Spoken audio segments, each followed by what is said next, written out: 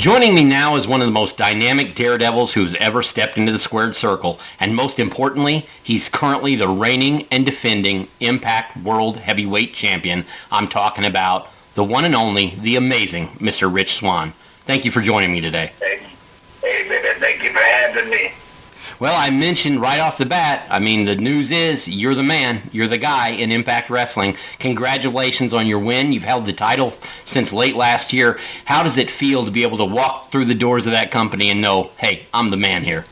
It definitely is a big plant, and to knowing that all my hard work and dedication has, paid off. Being 5'6", 170 pounds soaking wet, people would probably think that I would never, ever, ever in a million years have the chance to be world champion. And, with my fight and determination and people in my corner, I've had the opportunity to have that honor bestowed upon me. And it definitely feels great to walk in to work every day and knowing that everybody is gunning for the prize that you currently have, and it's a great deal. Well, you kind of mentioned your size. You were sort of classified at one time as a cruiserweight, but you busted through that glass ceiling, and now you're the world heavyweight champion. Do you feel like that sort of inspires guys who maybe weren't born 6'5" and 290 pounds? I think it definitely inspires guys, and a guy that inspired me was a couple of guys, Eddie Guerrero and Rey Mysterio Jr.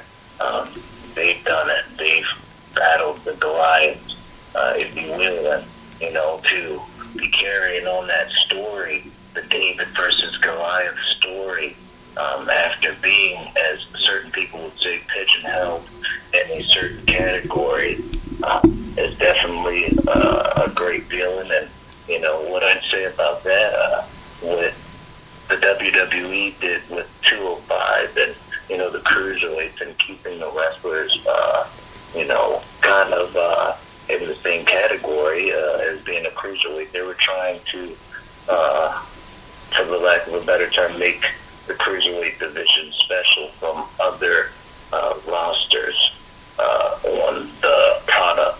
So, I got to give them their hands up for that, and it definitely launched my career. It gave me a good opportunity and a great platform. But then when I came into Impact Wrestling, to show that I'm more than just a cruiserweight, I have no limits. I can wrestle with the bigger wrestlers, with the heavyweights. It definitely was a chance to prove what type of performer I am, and I loved it. Well, after kind of a strange year for everyone in pro wrestling, 2021 is really looking up for Impact. What do you expect for yourself and the company this year going forward? Hopefully, the world opens back up and becomes normal, or a new normal, and hopefully we can soon have fans back in the building, and I think that would definitely give another boost up into what we're doing. I think Impact Wrestling is possibly one of the most unique shows in the industry today, and it's definitely digestible and easy to watch. And there's so many great stars, you know what I'm saying, that Impact Wrestling, could really rise up into another level higher than what it already is. Well, you talked about all the great stars, but you guys have sort of been getting invaded by some great stars from other companies. How do you feel about the crossover between you guys and AEW and now New Japan? And who are some of the people that you look forward to facing?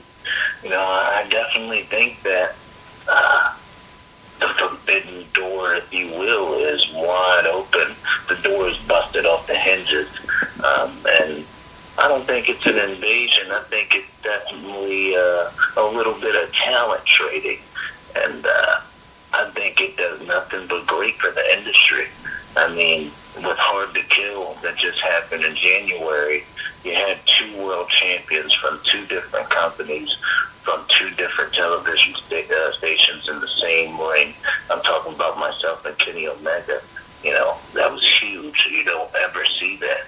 You can go back to maybe the territory days and, think about, oh man, maybe that world champion might face this world champion in this territory, but it wasn't on a national TV scale. It wasn't on that type of level.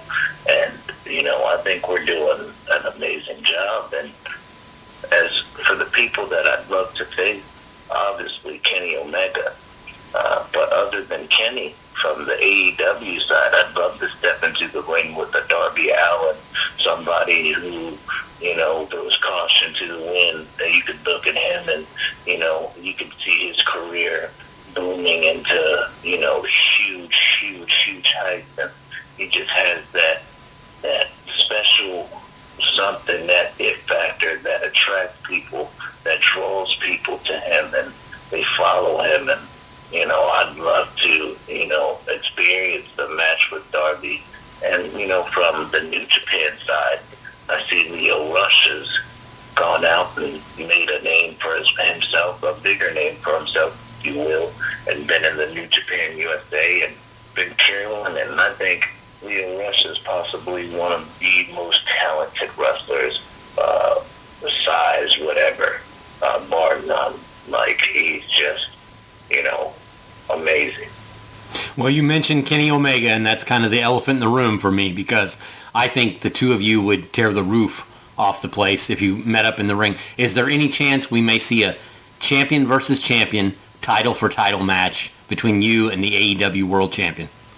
I'd love to put my World Heavyweight Championship on the line against AEW's World Champion, Kenny Omega, and with just that, interaction that we had at Hard to Kill when we finally met and finally touched, I knew that if it was just us in that ring, no Drew, no Carl, no Saban, no Moose, I think we'd create magic. But I can't look past March 13th for Sacrifice.